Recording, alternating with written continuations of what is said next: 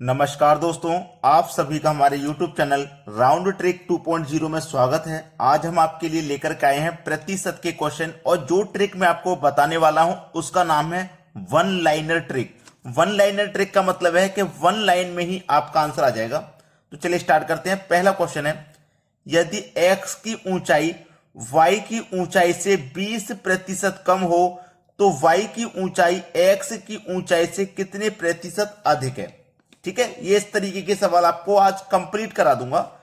आपको क्या चीज लेनी है, जो प्रतिशत वैल्यू दी गई है वो लेनी है आपको। तो आपको दी गई है 20% की वैल्यू। अब 20% को फ्रैक्शन में जब चेंज करते हैं तो कैसे करते हैं, 20 लिखते हो, परसेंट का मतलब बटे में 100 होता है। ठीक है, अब कटाओगे तो 20 से कम 20, 20 से 5 बार में 100 कटेगा, यानी कि 1/5। अब देखो 20% वो कम की बात कर रहा है। अगर कम की बात करे तो क्या करना है, ऊपर वाली वैल्यू को एज इट इज लिख दीजिए, एज इट इज जैसी है वैसी। और कम की बात करें ना तो नीचे में से ऊपर को घटा के लिख दीजिए, जितनी ऊपर संख्या है ना उसे घटा देंगे। तो 5 में से 1 घटा देंगे, कितना आ जाएगा, 4। ठीक है, 4 आ गया। और प्रतिशत में पूछ रहा है तो किसी भी चीज को प्रतिशत में बदलने के लिए 100 से मल्टीप्लाई करते हैं। तो 4 से कटा दोगे 100 को तो ये 25 बार में कट जाएगा, 25% हो गया आपका आंसर। तो मैंने आपको क्या बताया था, one liner trick. One liner का मतलब है, देखो एक ही लाइन है, अभी दूसरी लाइन में हम नहीं आए, तो वन लाइनर ट्रिक का मतलब है एक ही लाइन में आंसर आपका आ जाएगा। और ज्यादा से ज्यादा 10 सेकंड का सवाल है। इन सवालों को करने में आपको केवल 10 सेकंड का समय लगेगा। 25% यानी कि बी ऑप्शन क्या हो जाएगा, प्रश्न का बिल्कुल सही जवाब। चलिए अब देखते हैं अगला प्रश्न। अगला प्रश्न है, यदि अनिल का वेतन सुनील के वेतन से 25% अधिक हो तो सुनील का वेतन अनिल के वेतन से कितने प्रतिशत कम है।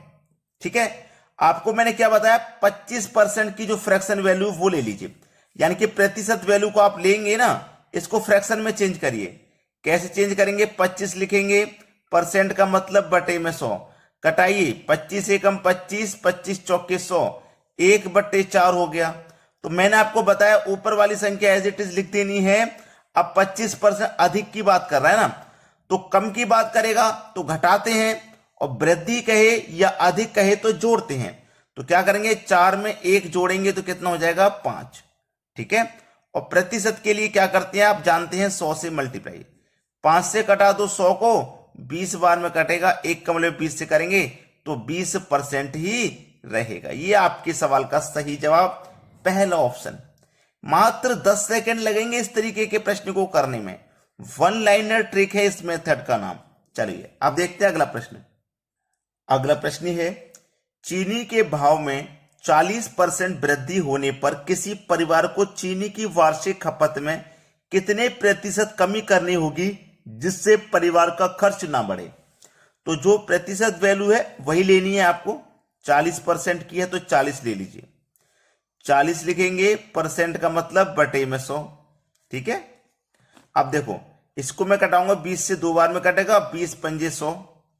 ठीक है, मैंने आपको बोला है ऊपर वाली वैल्यू एज इट इज लिख देनी है। अगर वृद्धि की बात कहे तो जोड़ के लिखेंगे, 5 में 2 जोड़ देंगे 7। अगर कमी की बात कहे तो 5 में से 2 घटा के लिखते हैं यहां पे। ठीक है, और प्रतिशत के लिए क्या करना है, 100 से मल्टीप्लाई। अब देखो 2 का मल्टीप्लाई 100 से करो तो ये 200 हो जाएगा, डिवाइड करना है 7 से। चलो 7 से डिवाइड करो, 7 दूनी का 14, 6 बचेगा 60, 7 अट्ठे 56, 4 बचेगा, 4 ऊपर बचे में 7। ठीक है, ये आपका आंसर हो गया। जब मैं 7 से घटाऊंगा तो 7 दूने का 14, 20 में से 14 कट गया, 6 बचा, 6 में 0 लगा देंगे, 60, 7 अट्ठे 56, 60 में से 56 तक कट गया तो 4 बचा, 4 में जाएगा नहीं, 4 ऐसे लिख दो, बटे में 7। तो 28.4/7 देखो किस ऑप्शन में, 28.4/7 आपके सी ऑप्शन में है। यही हो गया आपका आंसर। ठीक है, क्लियर है ना। वन लाइनर ट्रिक आपकी वन लाइन में ही आंसर लेकर के आ रही है। चलिए अब देखते हैं अगला सवाल। अगला प्रश्न है, चीनी का भाव 16 किलो से बढ़कर 18 किलो होने पर एक गृहिणी को खपत में कितने प्रतिशत कमी कर देनी चाहिए कि खर्च ना बढ़े। देखो चीनी का जो भाव है 16 से बढ़कर 18 हो गया, 16 से बढ़कर 18 हो गया, तो कितना बढ़ गया भाई? 2 बढ़ गया। ठीक है, पहले 16 रुपए था, फिर 18 रुपए किलो हो गया, तो 2 बढ़ गया ना।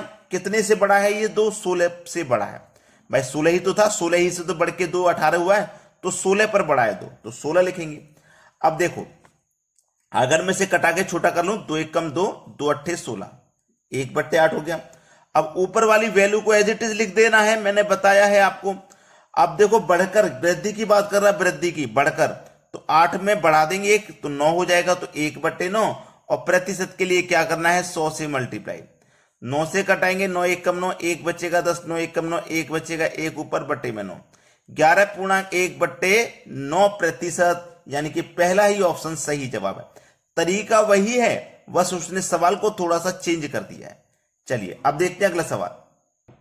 अगला सवाल है, चीनी के मूल्य में 12.5% वृद्धि होने पर एक गृहिणी को इसकी खपत में कितने प्रतिशत कमी करनी चाहिए? ठीक है, चलो आपको मैंने बताया जो प्रतिशत वैल्यू है वो लेनी है आपको, 12.5% की है।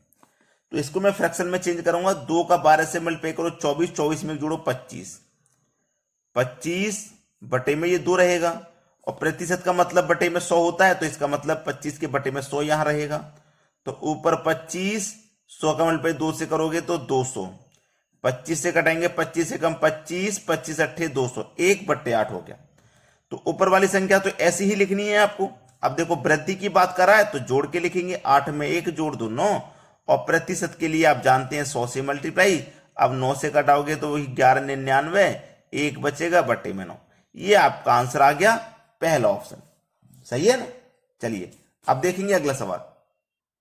अगला सवाल है, किसी वस्तु के मूल्य में 20% कटौती कर दी गई, इसे पूर्व मूल्य पर लाने हेतु कितनी प्रतिशत वृद्धि करनी होगी? पहले वाले मूल्य पर लेके आने के लिए प्रतिशत वैल्यू क्या दी गई है आपको? 20%। इसको लीजिए, 20 लिखिए, परसेंट का मतलब बटे में 100, 20 से कम 20, 20 पंजे 100 कटेगा।